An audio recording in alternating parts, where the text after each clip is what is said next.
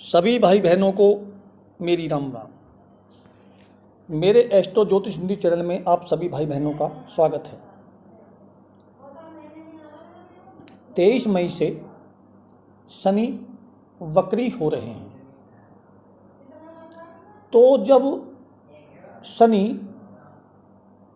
अपने से वक्री होते हैं या अस्त होते हैं या उदय होते हैं या मार्गी होते हैं तो ये विश्व पे, देश पर और प्रत्येक व्यक्ति, पेड़ पौधों पर अपना प्रभाव डालते हैं।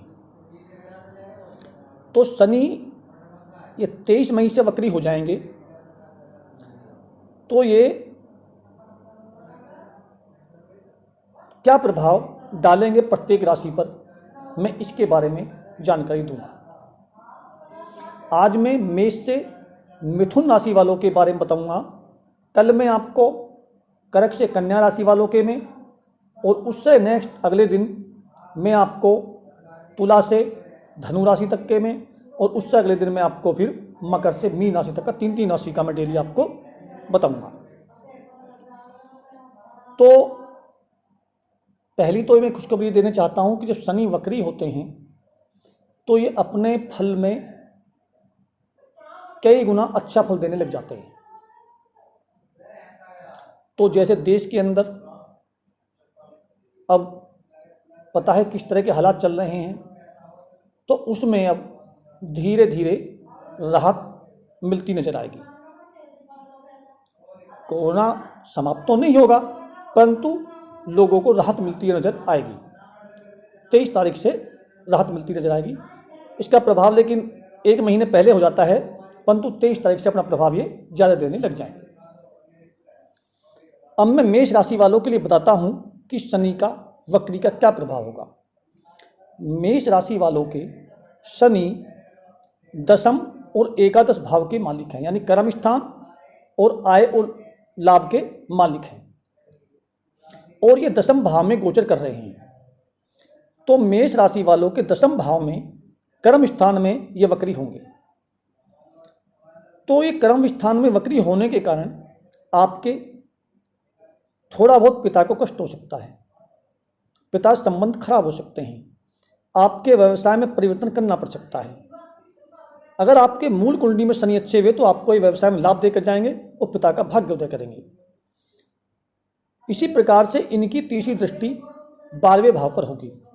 12वां भाव क्या है? खर्चे का है, व्यय का है, जो कि गुरु की राशि है वहां पर। तो ये आपके खर्चे तो कराएंगे, परंतु गुरु की राशि होने के कारण खर्चे आपके अच्छे कार्यों में होंगे। चतुर्थ भाव पर इनकी सप्तम दृष्टि होगी, जो कि कर्क राशि है वहां पर, और ये सप्तम दृष्टि से वहां आपको देखेंगे उनकी शत्रु राशि है कर्क। तो आपको गृह के सुख में कुछ कमी हो सकती है, आपकी माता को कुछ सेहत संबंधी परेशानियां हो सकती हैं, और आपको कोई गाड़ी या कुछ सुख सुविधा, घर का सामान लाने में भी कुछ परेशानियां नजर आ सकती हैं। और उनकी जो दशम दृष्टि है वो सप्तम भाव पर होगी। जो व्यापार करते हैं उनको थोड़ी बहुत परेशानी आ सकती है, परंतु उनकी वो तुला राशि वहाँ पर है तो उनकी वो उच्च दृष्टि होगी वहाँ पर। तो इसलिए व्यापार में अगर कुंडली में आपकी अच्छे हुए तो आपको व्यापार में बढ़ोतरी देखने को मिलेगी। अगर जो शादीशुदा लोग हैं उनके पत्नी संबंध मधुर होंगे, परंतु यदि मूल कुंडली में आपका खराब शनि हुआ तो पत्नी संबंध बिगड़ भी सकते हैं, पत्नी का स्वास्थ्य भी खराब हो सकता है। ये मेष राशि वालों के लिए ये शनि वक्री फल देकर जाएंगे। इसी प्रकार से वृषभ राशि वालों को क्या फल देंगे? वृषभ राशि वालों के लिए ये भाग्य भाव और कर्म भाव के मालिक हैं, और आपके ये भाग्य भाव में गोचर कर रहे हैं, और ये भाग्य भाव से वक्री होकर ये अष्टम भाव की तरफ बढ़ेंगे।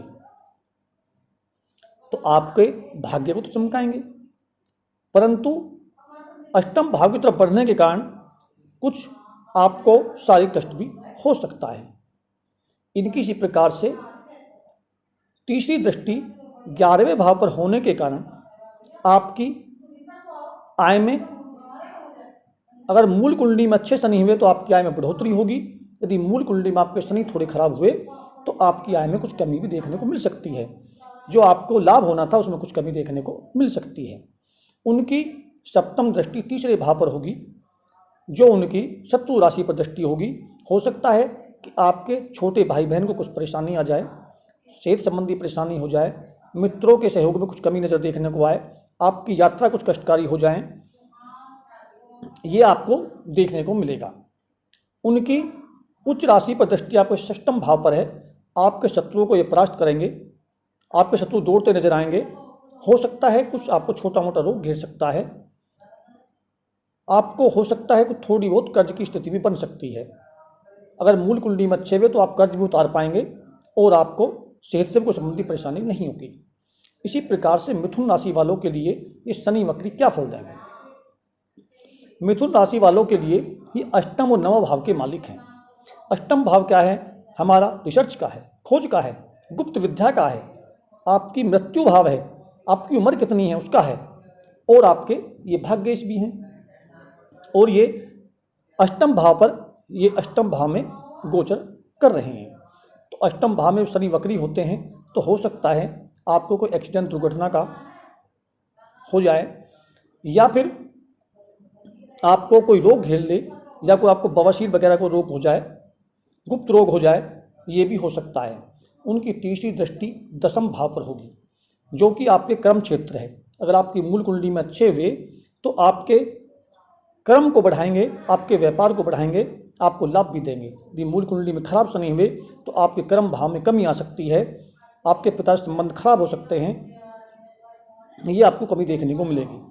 उनकी दूसरे भाव पर सप्तम दृष्टि होगी, जो कि उनकी शत्रु राशि है, और दूसरा भाव आपके कुटुंब का भी है।